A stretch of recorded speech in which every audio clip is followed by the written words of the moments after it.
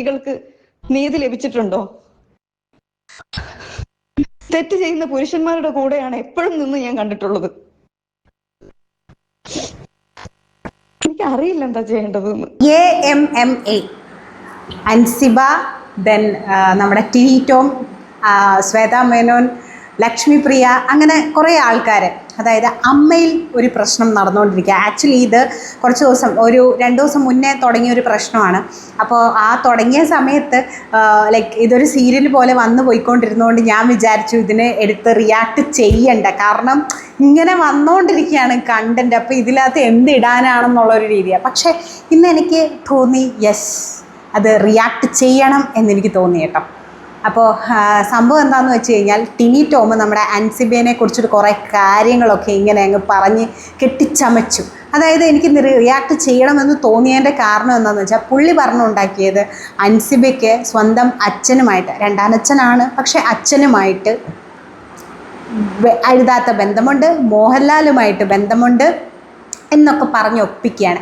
Actually അതിനെനിക്ക് പറയാനുള്ള മറുപടി ഉണ്ട്, ഇൻ ബിറ്റ്വീൻ ഞാൻ പറയാം. സോ ആ ഒരു സംഭവം. അതുപോലെ തന്നെ നമ്മുടെ ലക്ഷ്മിപ്രിയയ്ക്ക് ഇപ്പോൾ 8ൻ്റെ പണി കിട്ടിയിരിക്കുകയാണ്. ആക്ച്വലി അൻസിബയ്ക്കിട്ടൊരു പണിയൊക്കെ കൊടുത്ത് ഇപ്പം നമ്മൾ പറയത്തില്ലേ, ഇന്ന് നീ നാളെ ഞാൻ എന്ന് പറയുന്നത് പോലെ തന്നെ, പഴുത്ത പുലാവല വീഴുമ്പോൾ പച്ചപ്പുലാവല ചിരിക്കും, പക്ഷേ പച്ചപ്പുലാവലെ അറിയുന്നില്ലല്ലോ നാളെ അവനും പഴുത്ത പുലാവല ആകുമെന്ന്. അതാണ് നമ്മുടെ ലക്ഷ്മിപ്രിയയ്ക്ക് ഉണ്ടായിട്ടുള്ളൊരവസ്ഥ. അപ്പം അൻസിബ ഇപ്പം 1 കോടി രൂപ നഷ്ടപരിഹാരമൊക്കെ ചോദിച്ചിട്ടുണ്ട്. അപ്പോൾ ഇന്ന് നമ്മൾ ഈ ഒരു വീഡിയോയിൽ സംസാരിക്കാൻ പോകുന്നത് ദ ഹോൾ സ്റ്റോറിയാണ്. ഇത്രയും ഒരു കാര്യങ്ങളെ കുറിച്ചൊക്കെയാണ് നമ്മൾ ഇന്ന് ഈ ഒരു വീഡിയോയിൽ സംസാരിക്കാൻ പോകുന്നത്.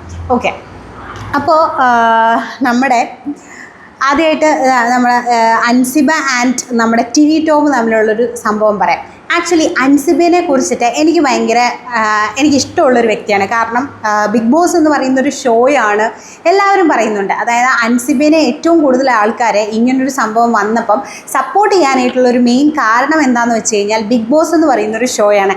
ആക്ച്വലി ബിഗ് ബോസിൽ വന്നിട്ടുള്ള ആൾക്കാരൊന്നും അത്രയ്ക്ക് നല്ല പേര് കേട്ട് പോയ ആൾക്കാർ വളരെ വിരളമാണ്. പക്ഷേ അൻസിബ എന്ന് പറയുന്നൊരു വ്യക്തി സ്വന്തം അഭിപ്രായത്തിൽ ഭയങ്കര സ്ട്രോങ് ആയിട്ട് നിൽക്കുന്ന ഒരാളാണ്.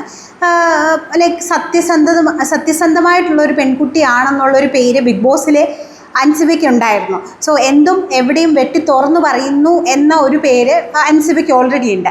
ആൻഡ് ടിനി ടോമിനെ കുറിച്ചിട്ടാണെങ്കിൽ വളരെ നല്ല അഭിപ്രായങ്ങളൊന്നുമല്ല. ഇപ്പം ടിനി ടോമിൻ്റെ മോനാണെങ്കിലും എയറിൽ കയറിയിട്ടൊന്ന് ഇറങ്ങിയ സമയത്ത് അതിൽ നിന്നൊരു വിധത്തിലൊക്കെ രക്ഷപ്പെട്ട് നിൽക്കുമ്പോഴാണ് അപ്പനായിട്ട് ഇങ്ങനത്തെ ഒരു പ്രശ്നം ഉണ്ടാക്കിക്കൊണ്ട് വന്നത്.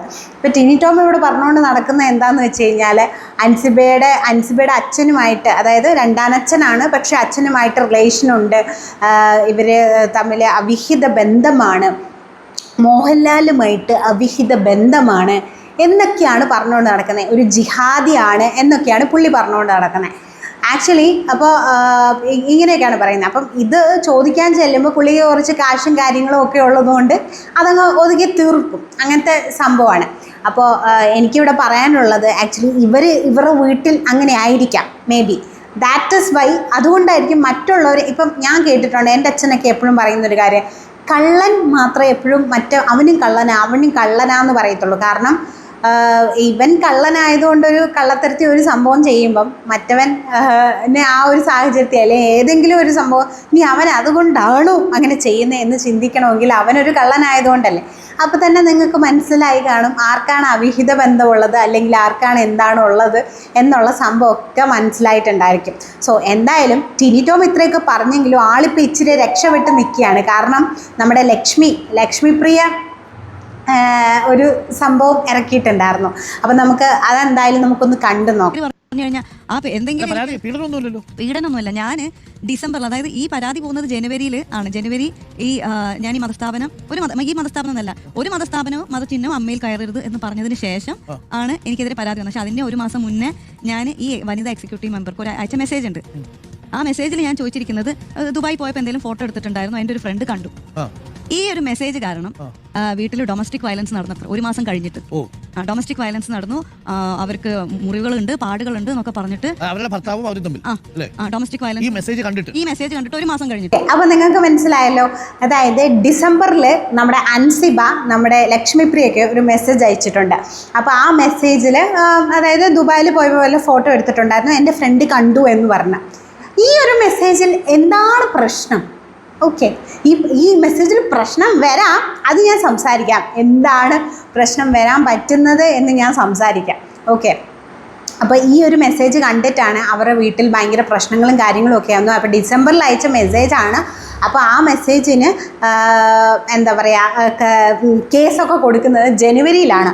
അപ്പം നമ്മുടെ കുലസ്ത്രീ എന്ന് തന്നെ എനിക്ക് ബിഗ് ബോസിൽ പോയപ്പം ഈ കുലസ്ത്രീ ആയിട്ടാണ് എനിക്ക് ഈ പെണ്ണുമ്പിള്ള എനിക്ക് തോന്നിയത് കേട്ടോ, ലക്ഷ്മിപ്രിയൻ. ആക്ച്വലി അതായത് രാവിലെ എണീറ്റ് കുളിച്ച് എല്ലാവർക്കും ഫുഡ് ഉണ്ടാക്കി കൊടുക്കുന്നത് നല്ലതാണ്, അത് ഒരു സ്ത്രീക്ക് വേണ്ട കാര്യങ്ങളാണ്. പക്ഷെ അത് മാത്രമല്ല ഒരു സ്ത്രീക്ക് വേണ്ടത് എന്ന് ലക്ഷ്മിപ്രിയ അറിയണം. അതായത് കുശുമ്പും കുന്നായ്മയും കള്ളത്തരവും ഒക്കെ എന്നും നീണ്ടു നിൽക്കത്തില്ല.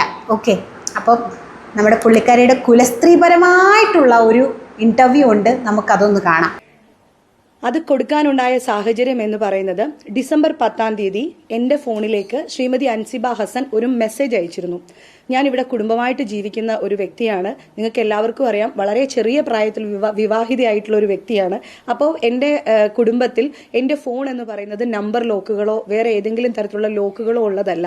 എനി ടൈം എൻ്റെ ഹസ്ബൻഡിനോ എൻ്റെ മകൾക്കോ എൻ്റെ സുഹൃത്തുക്കൾക്കാർക്കെങ്കിലും എന്തെങ്കിലും ആവശ്യം വന്നാൽ അവർക്കോ ആക്സസ് ചെയ്യാൻ പാകത്തിൽ ഓപ്പൺ ആയിട്ടാണ് എൻ്റെ ഫോൺ എപ്പോഴും വെച്ചിട്ടുള്ളത്. ഓക്കെ, അപ്പോൾ ഡിസംബർ 10-ാം തീയതി രാത്രിയിൽ അൻസിബ ഹസൻ എൻ്റെ ഫോണിലേക്ക് ഒരു മെസ്സേജ് അയച്ചു.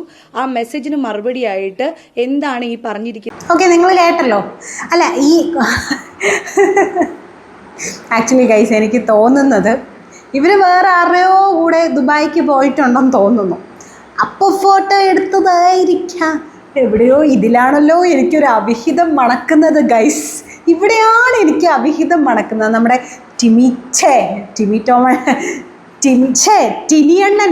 ടിനിയണ്ണൻ പറഞ്ഞ ആ അവിഹിതം എനിക്ക് ഇവിടെയാണ് മണക്കുന്നത് കേട്ടോ.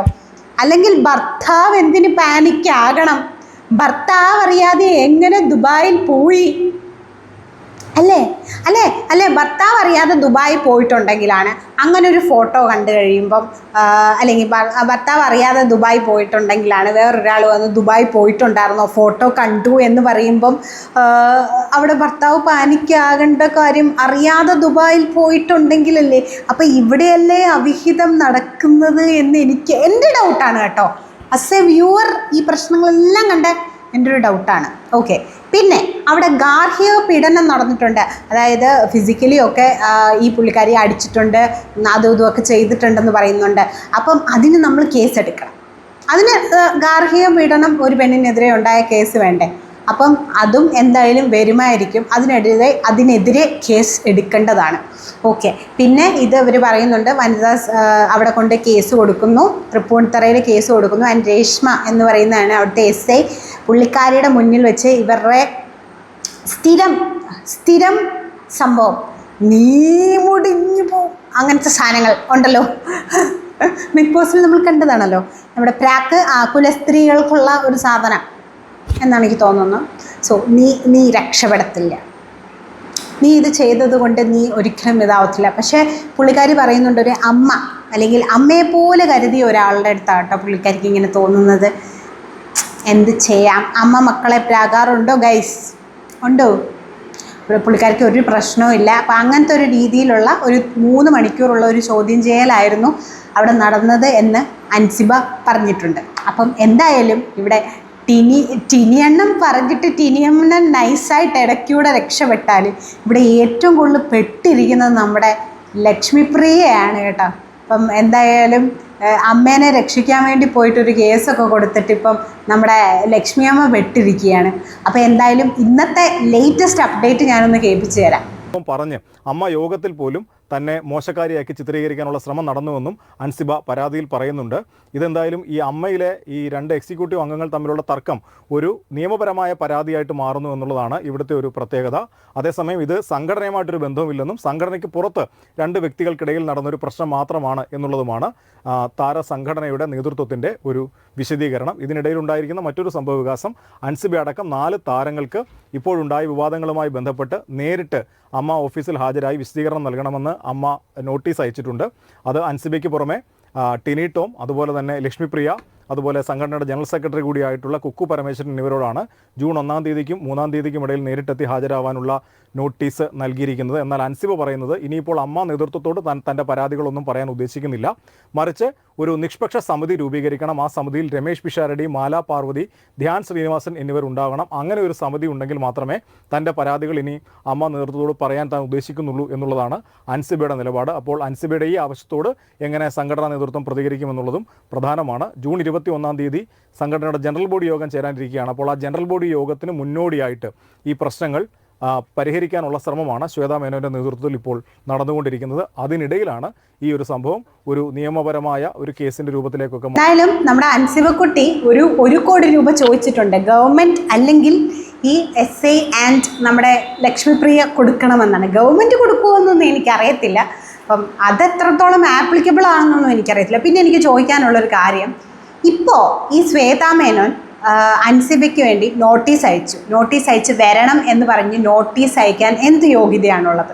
കാരണം ഈ പ്രശ്നം അൻസിബ ഈ പ്രശ്നം സ്റ്റാർട്ട് ചെയ്തപ്പം ലൈക്ക് അമ്മയിലേക്ക് തന്നെയാണ്, അമ്മയിലുള്ള ആൾക്കാരോട് തന്നെയാണ് ഈ പ്രശ്നം ആദ്യം പറയുന്നത്. അപ്പോൾ അവർ പറഞ്ഞു ഇത് ഒരാൾ തമ്മിലുള്ളൊരു പേഴ്സണൽ ഇഷ്യൂ ആണ്, നമുക്കിത് എടുക്കാൻ പറ്റത്തില്ല എന്ന് പറഞ്ഞ് അവർ തള്ളിക്കളഞ്ഞൊരു സംഭവം ഇപ്പോൾ എന്ത് വലിയ സംഭവമായിട്ട് അവർക്ക് നോട്ടീസ് അയച്ച് അല്ലെങ്കിൽ ഈ പെൺകുട്ടീനെ അവിടെ വിളിക്കേണ്ട ആവശ്യമുണ്ടോ?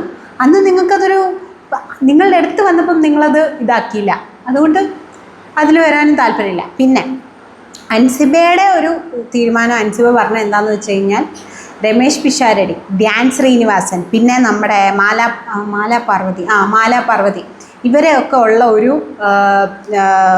ഇവരുടെ മുന്നിലിരുന്ന് മാത്രമേ സംസാരിക്കുകയുള്ളൂ, ബാക്കിയുള്ള ആരെയും വിശ്വാസമില്ല. ആൻഡ് ഓൾസോ നമുക്കറിയാം പിഷാരടി നല്ലൊരു വ്യക്തിയാണ് എന്നാണ് ഞാൻ പറഞ്ഞ് കേട്ടിട്ടുള്ളത്. സോ നമുക്ക് അറിയാം, അതുകൊണ്ട് പിഷാരടീനെ നമുക്കറിയാം. ആൻഡ് ധ്യാൻ ശ്രീനിവാസനും ഓൾറെഡി നമ്മുടെ കോക്കൊക്കെ കഴിഞ്ഞ ദിവസം പറയുന്ന കേട്ടില്ലേ, ധ്യാൻ കുട്ടൻ എന്നാണ് പറഞ്ഞത്. സോ പുള്ളിയുടെ ഒരു ക്യാരക്ടർ നമുക്കറിയാം. സോ അത് ആ ഒരു തീരുമാനം നല്ലതാണ് എന്ന് എനിക്ക് തോന്നുന്നുണ്ട്. കാരണം വിശ്വസിക്കാൻ പറ്റുന്ന കുറച്ച് ആൾക്കാരുടെ മുന്നിൽ പോകുന്നത് വളരെ നല്ലതായിട്ടുള്ളൊരു തീരുമാനമാണ്. അപ്പോൾ എന്തായാലും നമ്മുടെ അണ്ണൻ ചെയ്തത് ശരിയായില്ല. ചുമ്മാ ലൈക്ക് തറ പെണ്ണുങ്ങളാണ് ആക്ച്വലി, പെണ്ണുങ്ങളല്ല, തറയായിട്ടുള്ള പെണ്ണുങ്ങളും ആണുങ്ങളുമാണ് ഇങ്ങനെ നടന്ന് ഇല്ലാത്ത കാര്യങ്ങളിങ്ങനെ ഉണ്ടാക്കുന്നതും ജിഹാദി ആകുക അതാകുക എന്നൊക്കെ പറഞ്ഞു. ആ പെൺകുട്ടിക്ക് അതിൻ്റെ ആവശ്യമില്ല. ഓക്കെ, അപ്പോൾ ആവശ്യമില്ല എന്ന് ആ പെൺകുട്ടി തന്നെ പറയുന്നുണ്ട്. എന്തിനാ ഇങ്ങനെ വെറുതെ മറ്റുള്ളവൻ്റെ കുറ്റവും പറഞ്ഞിങ്ങനെ നടക്കുന്നത്, ഇവർക്കൊന്നും വേറെ പണിയൊന്നും ഇല്ലേ എന്നാണ്. യെസ് ഞാൻ തന്നെ ആൻസറും പറഞ്ഞു, പണിയില്ല. ഇപ്പോൾ ഏത് സിനിമയിലാണ്, ഇപ്പോൾ ഈ ശ്വേതാ മേനോനാണെങ്കിലും അല്ലെങ്കിൽ ടിനി ടോം ആണെങ്കിലും ലക്ഷ്മിപ്രിയൊക്കെ ആണെങ്കിൽ തന്നെ ഏത് മൂവിയിലാണ് ഇപ്പോൾ ഉള്ളത്? ഒരു മൂവിയിലും ഇല്ല. അപ്പം പിന്നെ നമ്മളൊക്കെ കണ്ടിട്ടില്ലേ, നമ്മുടെ നാട്ടിലൊക്കെ പണിയൊന്നും ഇല്ലാതെ വീട്ടിൽ കുത്തിപ്പിടിച്ചിരിക്കുന്ന ആൾക്കാരായിരിക്കും വഴിയെ ഏതവൻ പോന്നു, അപ്പുറത്തെ വീട്ടിൽ ആര് വന്നു, ഇപ്പുറത്തെ വീട്ടിൽ ഏതവൻ വന്നു, അല്ലെങ്കിൽ ആ പെണ്ണ് ഫോൺ പിടിച്ചോണ്ട് പോയോ, ഏത് തുണി ഇട്ടുകൊണ്ട് പോയി. പണിയുള്ളവന് ഇതൊന്നും ശ്രദ്ധിക്കാൻ നേരമില്ല, അവർക്ക് പണി ചെയ്യണമല്ലോ. പണിയില്ലാത്തവരാണ് ഇതൊക്കെ ശ്രദ്ധിച്ചുകൊണ്ടിരിക്കുന്നത്. സോ അങ്ങനെ പണിയില്ലാത്തവരെ അമ്മയിലൊക്കെ എടുത്തു വെച്ചാൽ ലൈക്ക് ഒരു കുടുംബശ്രീ പോലെയാകും. കുടുംബശ്രീ സിനിമയിലെ കുടുംബശ്രീ എന്ന് പറയാം. എന്ന് വെച്ചാൽ ലൈക്ക് മഹത്വമുള്ളൊരു പേരൊക്കെ ഇട്ടിട്ട് ഇരുന്ന് കാണിക്കുന്ന പരിപാടികൾ അടിപൊളി. എന്തായാലും പുള്ളിക്കാരി വന്നതൊരു നേരായ മാർഗത്തിലൂടെയാണ് അൻസിബ. എനിക്ക് അൻസികയെന്ന് എപ്പോഴും വരത്തുള്ളൂ ഗൈസ്, അൻസിബ വന്നതെന്ന് എനിക്ക് പറയാനുള്ളൂ. കാരണം എന്താണെന്ന് വെച്ച് കഴിഞ്ഞാൽ ഇങ്ങനെ ഇൻസൈഡ് ഇങ്ങനെ ഒരു ടോക്ക് ഉണ്ടാകുമ്പോൾ അത് എങ്ങനെയെങ്കിലും ഏതെങ്കിലും ഒരു മീഡിയയിലോ അല്ലെങ്കിൽ എവിടെയെങ്കിലും എത്തിക്കഴിഞ്ഞു കഴിഞ്ഞാൽ അത് സ്പ്രെഡ് ആകാൻ ഇറ്റ്സ് വെരി നൈസ്. പിന്നെ കുറേ ആൾക്കാർ വിചാരിക്കുന്ന ഒരു കാര്യമാണ്, ഒരു പെണ്ണിനെ തകർക്കാനായിട്ട് ഇവൾക്ക് മറ്റൊരുമായിട്ട് അവിഹിതമുണ്ട് അല്ലെങ്കിൽ വേറെ ആരുമായിട്ട് അവിഹിതമുണ്ടെന്ന് പറയുമ്പോൾ ഒരു പെണ്ണിനെ തകർക്കാം അല്ലെ അവളുടെ ലൈഫ് അങ്ങ് തീർക്കാമെന്ന് വിചാരിക്കുന്ന കുറേ എണ്ണങ്ങളുണ്ട്. അതൊക്കെ അന്ധകാലം, ഇന്തകാലം അപ്പടിയല്ല. അത് നിങ്ങൾ മനസ്സിലാക്കണം. ഓക്കെ, അപ്പോൾ എന്തായാലും ഇതിൻ്റെ അന്ത്യം എന്താവുമെന്ന് നമുക്ക് കാണാം. നമ്മുടെ അൻസിബ ഞാൻ പറയുന്നതിൽ എന്തെങ്കിലും തെറ്റുണ്ടെങ്കിൽ നിങ്ങളൊന്നും അക്സെപ്റ്റ് ചെയ്യണം കേട്ടോ. അപ്പം നമ്മുടെ അൻസിബ ആവശ്യപ്പെട്ട 1 കോടി രൂപ കൊടുക്കുമോ ഇല്ലയോ എന്ന് നമുക്ക് കണ്ടറിയാം. എന്തായാലും ഗവൺമെൻറ് കൊടുക്കാൻ പോകുന്നില്ല. എന്തായാലും ലക്ഷ്മിപ്രിയ അമ്മയെ സപ്പോർട്ട് ചെയ്ത്, അമ്മ ടീമിലുള്ള ആൾക്കാരെ സപ്പോർട്ട് ചെയ്ത് എന്തായാലും നല്ല അടിപൊളി പണി വാങ്ങിച്ചു വെച്ചിരിക്കുന്നത്.